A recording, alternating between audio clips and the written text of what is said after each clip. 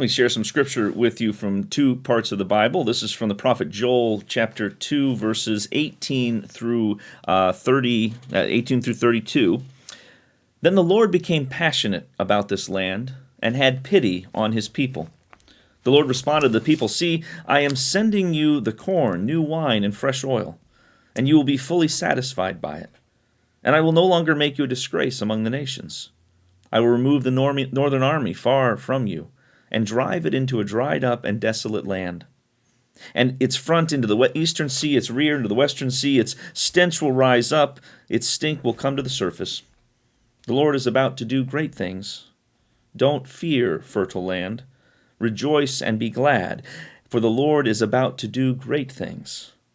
Don't be afraid, animals of the field, for the meadows of the wilderness will turn green. The tree will bear its fruit, the fig tree and grapevine will give their full yield. Children of Zion, rejoice and be glad in the Lord your God, because he will give you the early rain as a sign of righteousness. He will pour down abundant rain for you, the early and the late rain as before.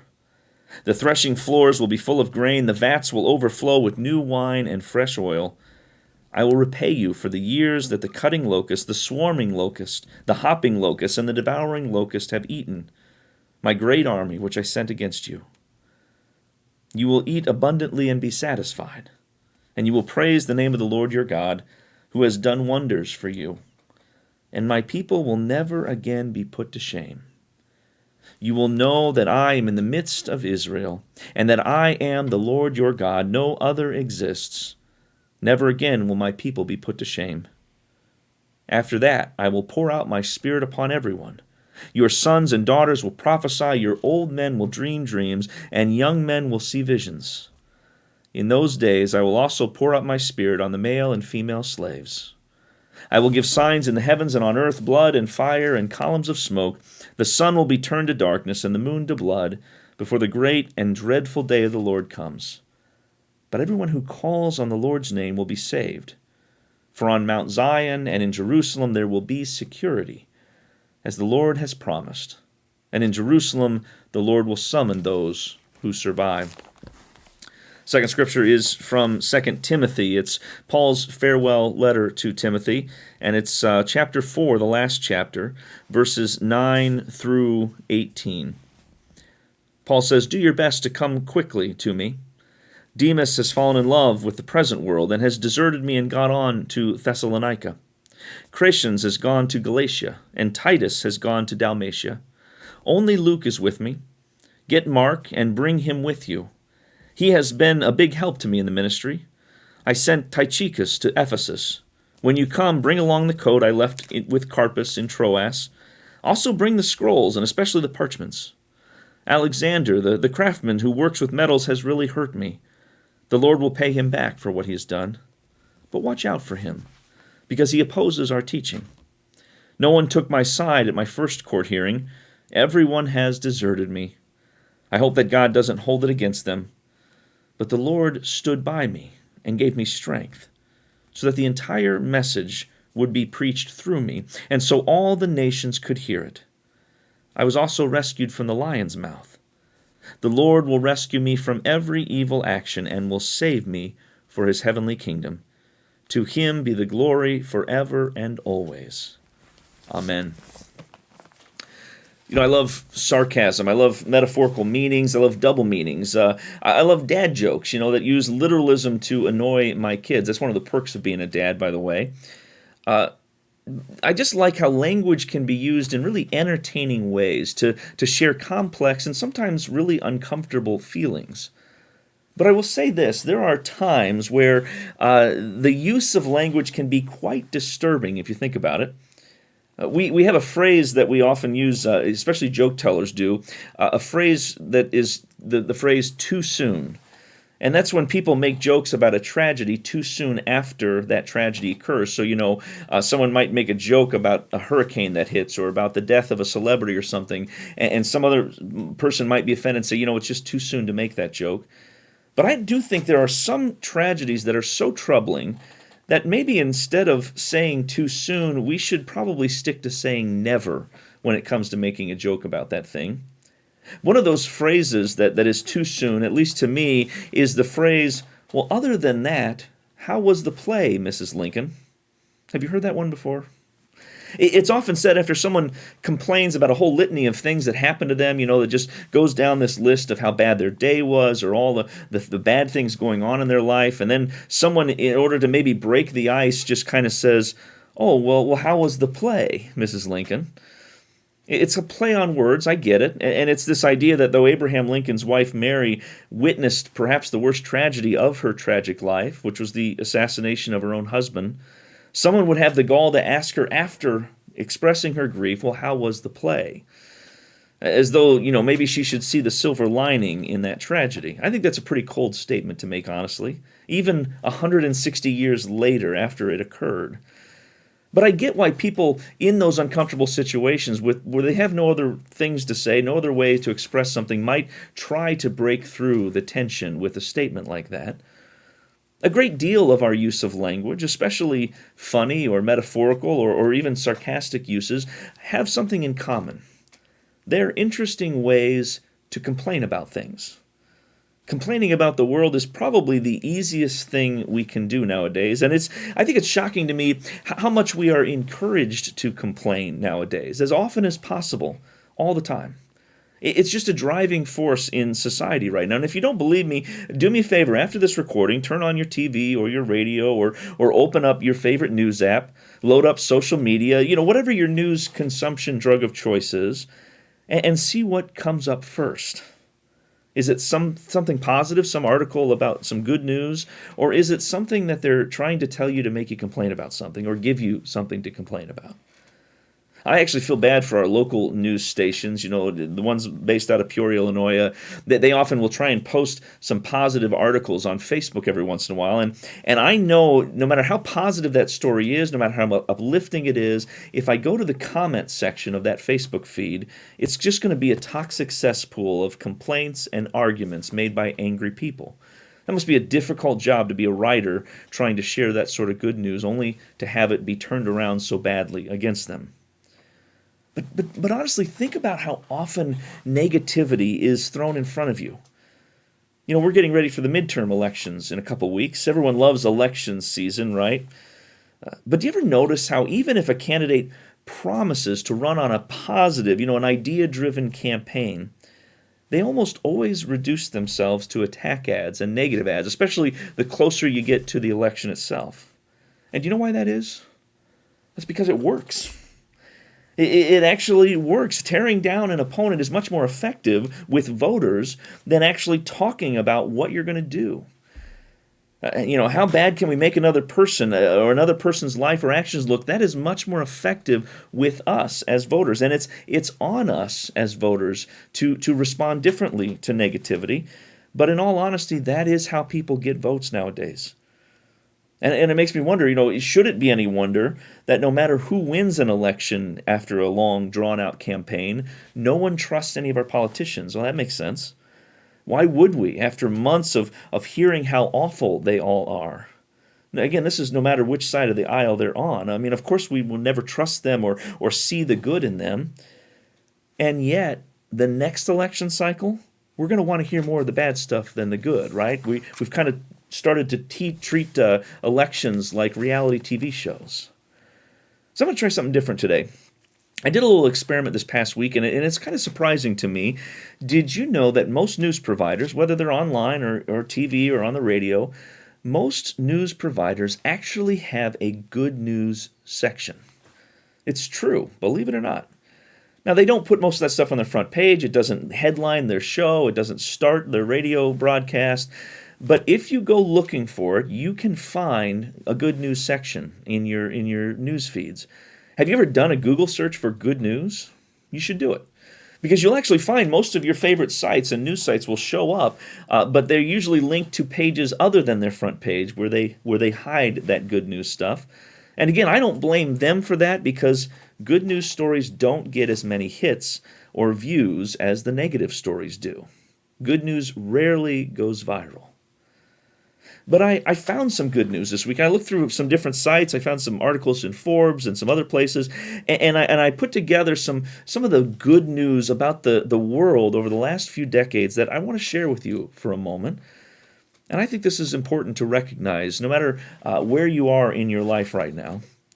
Did you know that extreme poverty in the world has dropped from 90% to just down to 25% in just the past 100 years? So that meant 9 in 10 people lived in extreme poverty around the world 100 years ago, and that's down to just 1 in 4 people today. World hunger has dropped significantly, and actually obesity is on the rise.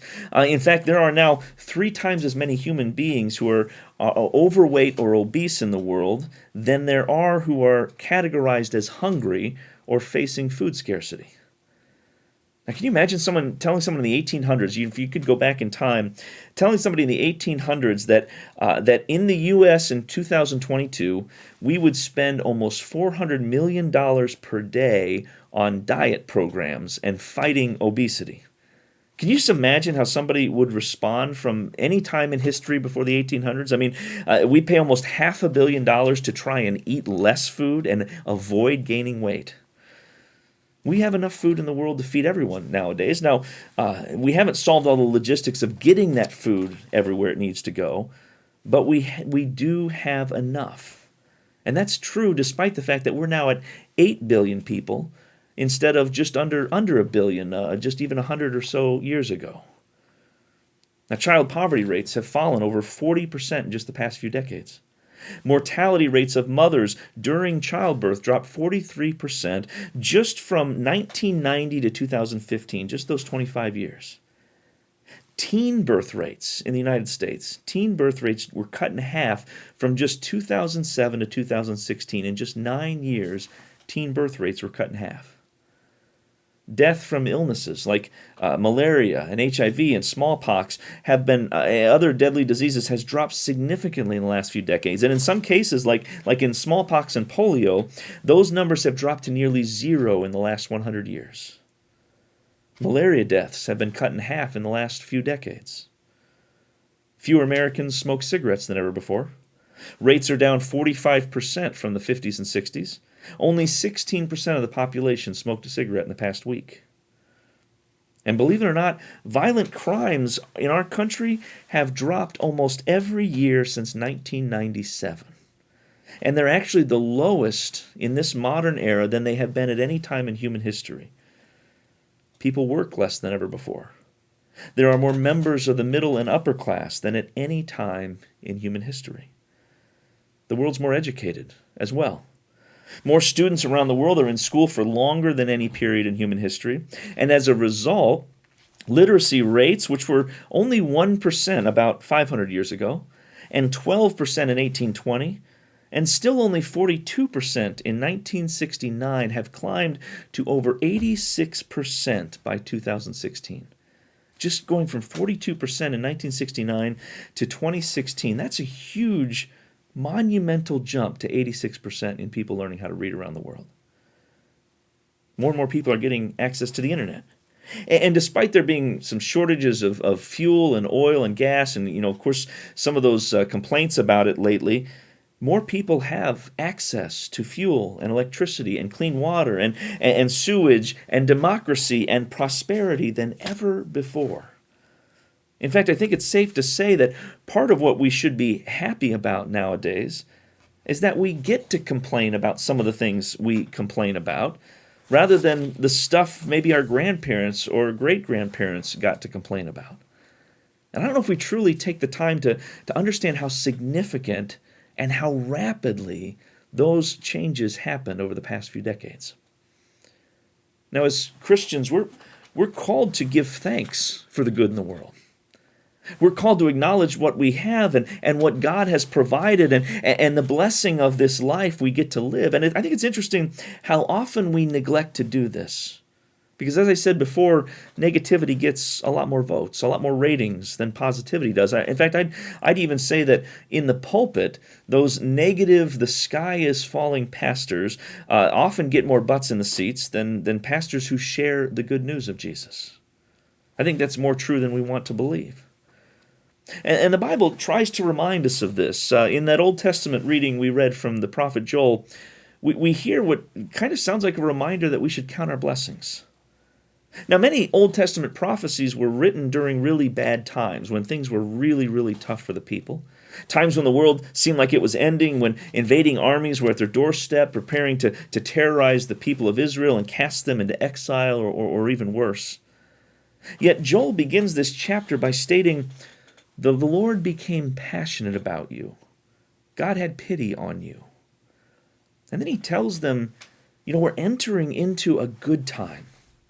He says, God has filled your storehouses with grain. God has removed an enemy army from the vicinity of your country. He says that the Lord is about to do great things for you. You will have all the food you need. You will have abundant rain. You will live a more peaceful life. You will not fear death by an enemy army. Vats will overflow and with new wine and fresh oil. Old men will dream dreams. Young men will see great visions of the future. Even the slaves, the oppressed, and the impoverished will have it better than ever before. Now, again, 2,500 years ago, he's giving them kind of a hope-filled but outrageous vision for the future. He's telling them that these types of things that would be just outrageous and fantastical to them. They would have thought these things impossible in their own time. He references that drought that was devastating but has since ended. He references locusts that have gone, that were eating the crops. And they're entering into a period of great abundance where those things aren't happening, if even for just a short time. And while we always have to be cautious because history does show us that sometimes the good times don't always last. I mean, you can look at the roaring 1920s, right? That was right after World War I and the Spanish flu, which is a horrific time. And then it was the roaring 20s. People talk about how great it was, but it was followed by the Great Depression and World War II. So nothing was guaranteed then. But for that short time, I think people noticed and acknowledged how much better things had gotten. And I have to ask, do we notice that today? In that vision in Joel, of storehouses full of food, of plentiful clean water, of no fear of a direct nearby active enemy about to invade. I mean, aren't those things what I just mentioned about the way the world is today? Isn't that the description I gave you about where we are, at least in the United States in 2022? I mean, it's kind of shocking, isn't it? And while things aren't perfect by any means, I'm sure you could come up with a list of things that we could still want to improve or make better. My question is, would you rather live in this time, or would you rather go live in any ancient time compared to today? I mean, today with modern medicine and modern amenities and entertainment and modern technology and forms of transportation or communication, I mean, would you go back to any previous time ever? Now, maybe we'd go to visit relatives or ancestors, but I think if given the choice, wouldn't we rather bring them here than go live in their time with them? In our other scripture from 2 Timothy, Paul is writing at the end of his life. He's in prison, and he's writing a farewell to his dear friend Timothy. And he will eventually be executed for his faith in prison. But this is a person he's writing to who he's trained and he's worked with for years. And it's interesting to read this last chapter, because it just kind of sounds like any goodbye we might write to someone if we knew we were nearing the end of our life. Paul, it's kind of funny to read this sectional letter because he does focus on some big things and some good work that's happened, but he also makes some jabs and digs at some of the people who he's lost faith with or have abandoned him or made him mad. I mean, he throws this jab at Demas who abandoned him and left his ministry. That makes me feel better as a pastor, by the way, that even Paul, the greatest evangelist in history, had people still leave his church. But he gives a reminder that even in his last days, that despite all of those troubles, God remained by his side, even as others gave up on him and his ministry. Even as others left for what they thought were better things, or maybe because they thought things were too bad and getting too difficult, or because he had been arrested and they didn't want to get caught up and thrown in prison too. But Paul's trying to make sure Timothy knows that God is not only with him, but that God is continuing to do great work, not just for Paul and not just for Paul when he gets to heaven, but in the world as well. I think part of our problem as Christians nowadays is that we're too heavenly minded. And I know a lot of pastors will tell you the opposite. Oh, we're they use that phrase, you're too heavenly minded, you're no earthly good, or no what maybe it's the opposite. But I think we worry too much about that reward in heaven when we have this life still to live. Some people think, just why worry about these days if we get such a reward at the end? But as I go back to that world that Joel and Paul wrote about, a world where people, maybe they saw bad times as God's punishments, good times as God's blessing, I have to think that these promises we're actually seeing come true in the modern world are showing us that God is working things out for better. That we are living in good times compared to the history of humanity. We are in a better world than Joel and Paul lived in, for all the problems it might have.